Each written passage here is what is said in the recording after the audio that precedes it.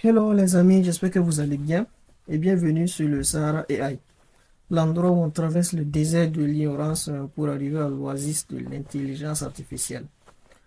Donc dans cet épisode, on va parler d'un sujet passionnant, c'est celui de l'apprentissage non supervisé avancé. Et comme vous allez le voir, ce type d'apprentissage, c'est un peu comme lâcher un algorithme dans la nature et le regarder essayer de se débrouiller tout seul. Nous allons explorer ensemble trois méthodes incontournables, notamment le DBSCAN, le Spectral Clustering et l'Affinity Propagation que je vais abréger plus tard API. Ce sont des approches qui sont beaucoup utilisées en machine learning, chacune avec sa personnalité et parfois même son caractère. Donc nous allons passer ensemble sur leurs étapes. Je vais vous présenter aussi un tableau comparatif parce que oui, on veut rester sérieux quand même. Et à la fin aussi, je vous montrerai une petite application concrète basée sur des points de livraison, histoire de voir un peu comment est-ce que ces méthodes se comportent dans les conditions réelles. Parce qu'aujourd'hui, on ne peut pas parler de machine learning sans mettre un peu les mains dans le clavier, quoi. Bon, bref, assez parlé, on commence tout de suite avec un rappel rapide sur ce qu'est l'apprentissage supervisé et l'apprentissage non supervisé. Alors, l'apprentissage supervisé, c'est simple, hein. On a des étiquettes, comme on peut le voir en fait ici. On connaît très bien la réponse, la bonne réponse. Par exemple, ici en entrée, on a des chiens et des chats. Et le modèle apprend du coup en étant guidé. C'est un peu comme un élève en fait qui est avec un professeur derrière lui et qui lui dit oui, ça c'est correct, non, ça c'est pas correct, quoi. Voilà. Donc, à l'inverse de l'apprentissage non supervisé, lui en fait n'a aucune étiquette. On donne juste comme ça les données comme on peut le voir ici en entrée au modèle et on lui dit en fait ben, bon courage, débrouille-toi pour trouver une structure qui est là-dedans. Donc du coup l'objectif en fait c'est de découvrir des groupes cachés, des ressemblances, voilà. Ou si vous voulez même de faire émerger en quelque sorte une organisation à partir du chaos apparent. Ben, avant tout ça, on va parler de la méthode la plus connue, celle que tout le monde apprend en premier, c'est le Cummings. Ok? Le Cummings, c'est un peu le bon vieux classique, hein, mais il présente quelques limites qui sont très importantes quand même. Alors, les limites du Cummings. En fait, quand on regarde de près sur cette image-là, qu'est-ce qu'on voit? On voit des chats, des chiens avec un lapin. D'ailleurs, moi j'aime bien ce lapin. Je pense qu'après cette présentation, je pourrais m'acheter un lapin parce que je le trouve quand même très beau, très joli, tout blanc. Allez, bref. Donc, avec cette première image, en fait, tout va bien. Les groupes seront bien séparés parce que Cummings fera très bien le travail sans problème. Par contre, en fait, quand on passe à des formes plus complexes et non convexes, comme celle-ci, on voit par exemple ici des anneaux imbriqués, ou encore les deux croissants, c'est le fameux two moons, ou des formes spirales par exemple, comme ça. En fait, Cummings perd complètement ses repères, puisqu'il cherche toujours des clusters ronds, des clusters convexes. Du coup, il coupe ces groupes-là n'importe comment, comme nous voyons par exemple l'anneau imbriqué, au lieu d'avoir exactement deux clusters, un à l'intérieur et l'autre à l'extérieur, mais il coupe ça horizontalement. Ça, c'est du n'importe quoi. Et l'autre limite, en fait, avec le Cummings, c'est que malheureusement, il faut connaître le nombre de clusters. Le cas que vous voyez là, il faut le définir à l'avant. Ça, c'est pas donné. Et aussi, il est sensible aux outliers. Les outliers, ce sont les bruits. Donc, en fait, un seul point isolé est capable d'influencer toute la partition. Donc, c'est pas intéressant. Donc, maintenant qu'on a vu un peu les limites du comics, on va passer au DBSCAN, qui lui, en fait, ne cherche pas du tout des formes rondes, mais plutôt il cherche des zones de densité. Alors, le DBSCAN, en fait, c'est une méthode qui fonctionne à partir d'un principe très simple, c'est le cluster. Qu'est-ce que le cluster? Ben, le cluster, c'est tout simplement une zone qui est dense de points. Okay? C'est une zone où il y a suffisamment de points proches les uns des autres. Donc sur cette image, par exemple, comme on peut le voir, on a un point central X entouré d'un cercle. Ce X-là, en fait, ben, je ne sais pas si c'est une couleur orange ou rouge. Bon, peut-être que je suis daltonien. Donc du coup, en fait, ce cercle correspond au rayon epsilon. OK? Et tous les points qui se trouvent dans ce rayon sont considérés comme étant des voisins. Et ensuite, DBSCAN ben, il se comporte, il compte en fait combien de points il y en a, les points bleus. en plus bien sûr des points orange que nous voyons là, il compte le total. Et du coup, si ce nombre dépasse un min points, par exemple qu'on définit à 6 ici, ben alors on considère que cette zone est suffisamment dense pour former notre cluster. Donc c'est un peu ça. À l'inverse, si on a un point qui n'a presque aucun voisin autour de lui, ben DBSCAN le classe comme un bruit. Un peu comme s'il disait en fait, désolé, toi tu es trop loin, mais fais ta banne à part. Il ne néglige pas le bruit là comme en fait les comics, le comics. Voilà. Donc l'avantage avec cette méthode, c'est qu'on n'a pas besoin de choisir en fait le nombre de clusters à l'avance. DBSCAN les découvre automatiquement en fonction de la densité des points. Et c'est d'ailleurs grâce à ça qu'il est capable de repérer des formes très complexes ou non convexes qu'un comics ne verrait jamais. Ok. Donc maintenant, je pense qu'on va passer aux étapes du DBSCAN. Alors, mais avant ça, en fait, notez que les paramètres les plus importants du DBSCAN, ben, c'est le epsilon et c'est le min point, la densité minimale. Donc maintenant, sur le prochain slide, on voit en fait sur cette image qu'on a trois types de points. D'abord, tout ce qui est en rouge, notez que ce sont nos clusters. Et leurs centres, en fait, on les appelle des corps, les fameux X. Ok. Et les deuxièmes points, en fait, ce sont les points verts qu'on appelle les borders.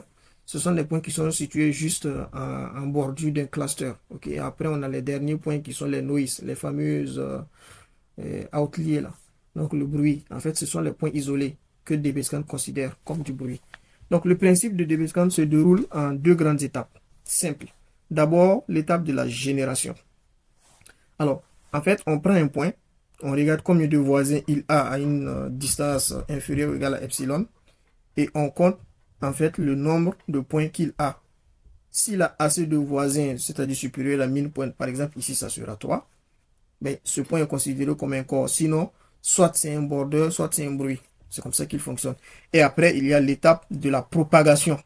Voilà. La propagation, en fait, c'est que à partir d'un point corps, DBSCAN se déplace de voisin en voisin et ben, il continue en fait à agrandir le cluster tant qu'il trouve des points suffisamment denses. C'est comme ça un peu qu'il fonctionne. Et c'est grâce à cette propagation qu'il arrive à capturer les formes compliquées. Donc maintenant qu'on a vu un peu ces étapes-là, je pense que on va passer à un exemple de fonctionnement du DBSCAN qui montre étape par étape, notamment sur le fameux two months. Donc je vais faire play. Je fais play pour qu'on puisse voir ça ensemble. Au début, tous les points sont gris, hein. C'est un peu normal parce qu'ils n'ont pas encore été visités. Du coup, l'algorithme choisit d'abord un point courant qui est entouré ici en noir, comme on peut le voir à l'intérieur là. Et qu'est-ce qu'il fait ensuite? Il cherche en fait tous les voisins dans un rayon epsilon qui sont visibles un peu en bleu tantôt. Et si ce point a assez de voisins, ben, il devient un corps. Et DBSCAN commence à étendre le cluster autour de lui en suivant uniquement la densité locale.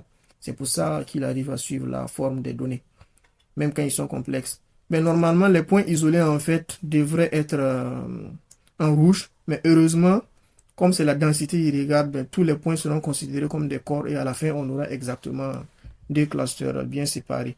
Ça, comme on appelle le Cummings, ne peut pas faire ce genre de résultats-là. Donc, je vais avancer rapidement pour qu'on puisse voir ensemble que tous les points sont considérés comme étant des corps. Et on a exactement nos deux clusters qui sont formés. Donc, vous voyez. Alors, cette visualisation, quand même, moi, je dirais qu'elle permet de bien comprendre la logique. DBSCAN explore comme les voisins et compte, pardon, les voisins qui se propagent dans les zones denses et ignore le reste, normalement. Mais ici, il ne va pas ignorer. Donc, maintenant qu'on a vu un peu comment il se comporte, regardons rapidement ses forces et ses faiblesses. Ben, en réalité, on a déjà vu ses forces. On a vu qu'il fonctionne bien sur des formes non convexes et voilà. Quant aux limites, voilà, en fait, ici, sur cet exemple-là, on voit que le fameux data two months, ben, DBSCAN crée un seul cluster, alors qu'il devrait y en avoir deux. Ça, c'est un bon exemple de ces limites, parce que le epsilon est trop grand. Comme il est trop grand, ben, il considère en fait que les deux croissants font partie du même groupe. Par contre, quand on regarde un peu en bas à gauche, on avait fait l'exemple sur le fameux two months, maintenant on fait l'exemple sur les anneaux imbriqués, on voit qu'ils sont bien séparés. Donc ça, c'est un bon exemple de fonctionnement du DBSCAN. Voilà, parce que les densités sont bien séparées ici.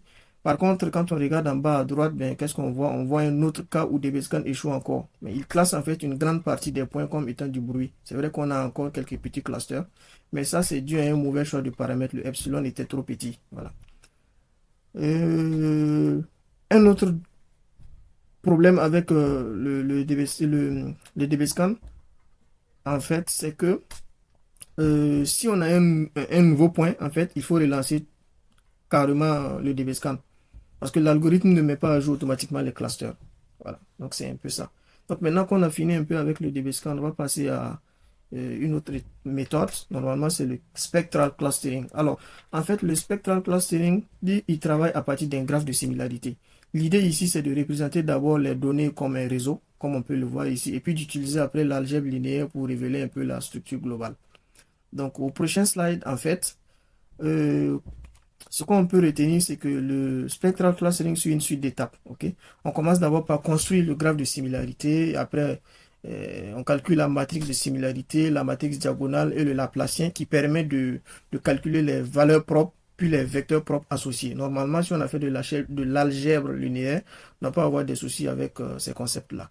Donc, quand on a les vecteurs propres, on choisit les cas plus petits qui permettent en fait de transformer les données dans un espace où les formes complexes deviennent beaucoup plus séparables. Et puis maintenant, on applique le Cummings, voilà, comme on peut le voir ici, pour obtenir nos clusters. Donc, on va voir un peu en action avec un exemple visuel qui illustre très bien comment est-ce que les données sont transformées avant d'être regroupées. Alors ici, un peu à gauche, en fait, on voit que les données sont dans un espace original, ok, avec les liens entre chaque point et ses voisins les plus proches, comme on peut le voir ici en bleu. Euh, c'est l'étape en fait de la construction du graphe de similarité jusqu'à obtenir les cas plus petits vecteurs propres. Puis après, on passe donc à l'image qui est au centre, qui est l'embedding spectral. C'est la transformation produite par les vecteurs propres. Ok, c'est cette étape qui déforme l'espace pour rendre les classeurs beaucoup plus séparables. Et puis après, on a l'étape du Cummings qu'on applique sur cette transformation-là pour avoir donc le résultat. Donc au bout de 2 itérations, je vais avancer rapidement. Vous allez voir qu'on commence à obtenir le même résultat que DBScan. Donc ça, c'est parce que les centroïdes commencent à se stabiliser. Voilà, parce que le Cummings fonctionne sur les centroïdes. Donc, malheureusement, c'est une approche qui n'a pas que des forces, elle a aussi des faiblesses. Donc, on va voir un peu.